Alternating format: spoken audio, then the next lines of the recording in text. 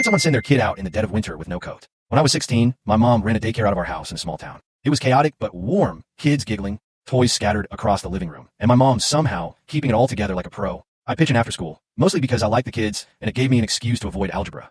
Homework. One kid always caught my eye, a quiet 4-year-old with big brown eyes, always clutching a worn-out stuffed dinosaur like it was his lifeline. I didn't know his name at first, but I later found out it was Ethan. Ethan's parents were divorced, and you could tell who had him just by how he showed up. When his dad dropped him off, he was neat, jeans, a sweater, hair combed, and a little Spider-Man backpack stuffed with goldfish crackers and a juice box. He'd smile shyly and run to join the other kids. But when his mom brought him, it was like night and day, busy with the other kids, and he'd gobble it up like he hadn't seen food all day. One freezing January morning, I opened the door to find Ethan shivering on our porch in just thin, faded PJs. No coat, no hat, nothing. His cheeks were red from the cold, and his little hands were tucked under his armpits. His mom was already peeling out of the driveway in her beat-up sedan, not even looking back. I was pissed. It was single-digit weather, snow piled up everywhere. How do you forget a coat? I grabbed an old jacket of mine from the closet, rolled up the sleeves so it wouldn't drown him, and brought him inside to warm up by the heater. He didn't say much, just hugged his dinosaur and thanked me in this tiny voice. Over time, I started noticing bruises on Ethan, a scrape on his knee, a mark on his arm. Nothing too alarming at first. Kids are rough. They bump into stuff, right? I figured he was just clumsy or scrapping with the other kids at daycare. But one day he showed up with a nasty bruise on his cheek, dark purple and swollen, impossible to miss. It didn't look like a playground accident. During snack time, I sat him down with some apple slices and asked, "Hey buddy, what happened to your face?" He stared at his dinosaur, gripping it so tight his knuckles turned white. After a bit of coaxing, he mumbled, "Chris got mad." Chris was his mom's boyfriend. My heart sank. I asked, real gentle, if Chris ever hurt him, and Ethan nodded, barely whispering. He pushed me down the front steps.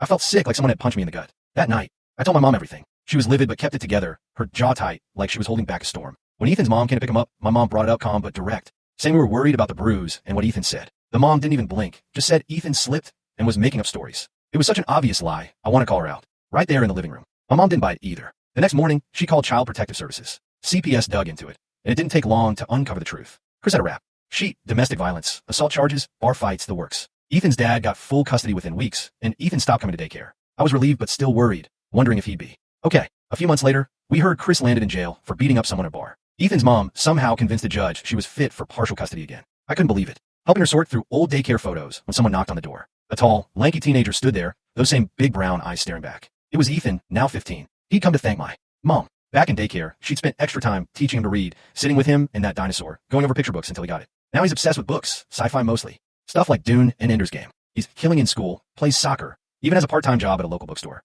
I was so proud of him, seeing how far he'd come. But then he dropped a gut punch. His mom's back with Chris, who got out of jail last year. Ethan says he's careful, stays with his dad most of the time, and knows how to keep his distance. But I could see the fear in his.